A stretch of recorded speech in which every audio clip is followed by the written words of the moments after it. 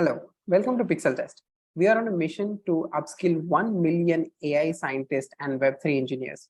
My name is Sachi, and let's get started with Python in 10-minute series. In today's session, we are going to continue learning fundamentals. And in that, we are going to cover strings. So we'll learn how to access characters of a string by index and a few methods of strings and how to format strings. So let's understand what is index, right? If you break down a string, the characters of the string are numbered, and these numbers are called index. Each number is called the index. Now, if you see in this Python, the first character P is indexed as 0, and subsequently 1, 2, 3. That is how it goes in an increment of 1. Now, if at all you want to know what is the fifth letter of this particular string, you would need to access the character which is at the index 4. Now, let's just say, try to do this with an example. Now, my collab is ready. Let's just say there's a variable that we have defined, which is called the first letter, and then there is string. So now how do we access a particular character in the string is with the index. Now we open a square bracket and we give the index number. Now if I give 0, it will pick up the first character, which is C, and save it in the variable first letter. Let's try to print first letter, right? So now the output will be C.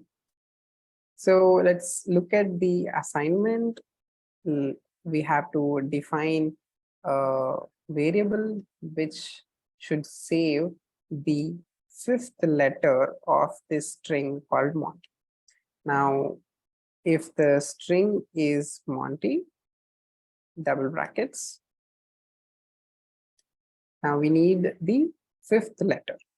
Now, fifth letter means the fourth index because it's starting from 0. Now, if you give it 4 and we try to print the fifth letter, it is going to give us by. Now, let's move on to the next thing, which is a few methods of the strings, right? Now, these are very straightforward. Let's directly get on to the assignment. Let's go into the code. Now, the first two methods that we are going to see is length and string, len and str. Now, they have already given us a variable which is word. It has the string exhibition into it. Now, if at all we want to know the length of this particular variable, we will just pass in the variable and then print the variable which is length.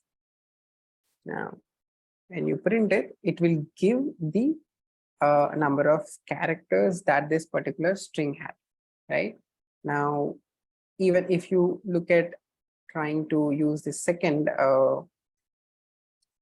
method, which is str, let me show. We have already seen a little about it. Now, we have defined a variable which is pi and given it a numeric, a float 3.14.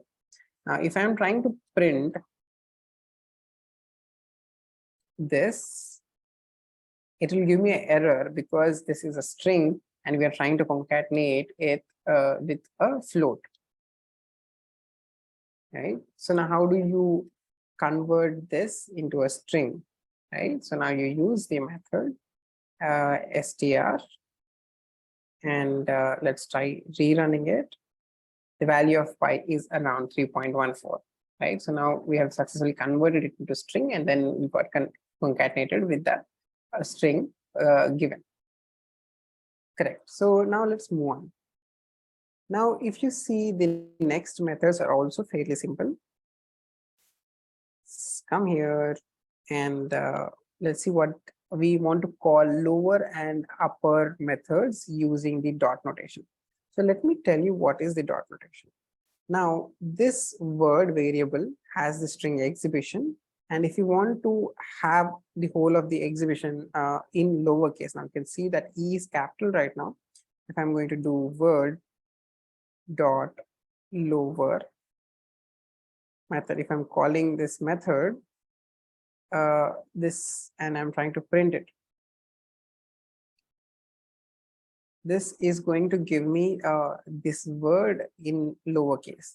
Now, if you see, this method is called using the dot notation. This is called the dot notation, and the dot notation is used for strings. Why we have not used length and string like that? Because it can also work with other data types, but lower and upper work with strings alone. So that is why we are using this dot notation. And if I'm going to print it, it's going to give me in all small case.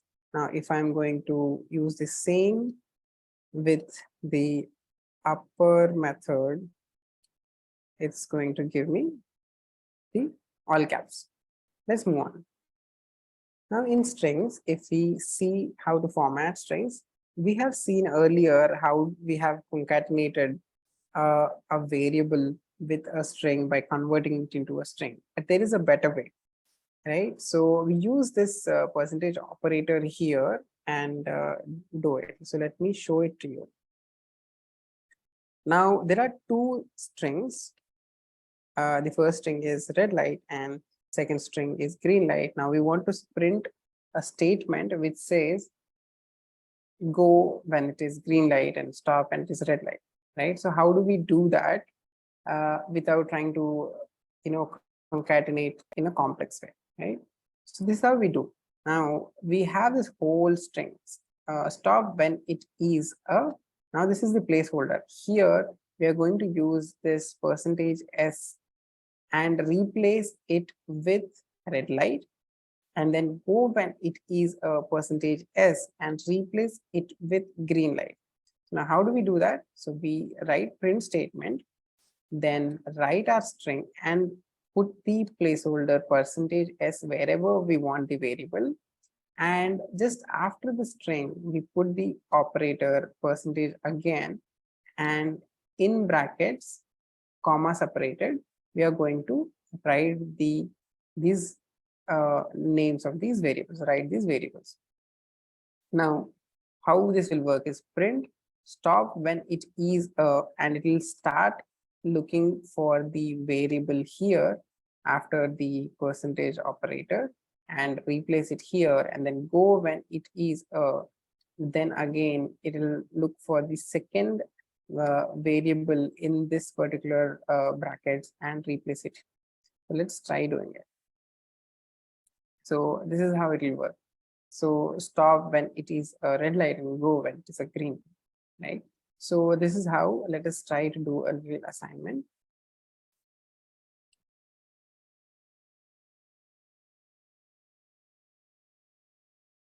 Now we have been given three variables, which is name, quest, and color.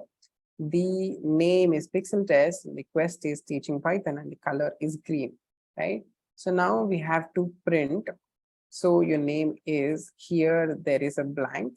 We need to bring, what is that we need to be adding here is %s. Your quest is the second variable %s, and your favorite color is %s, right?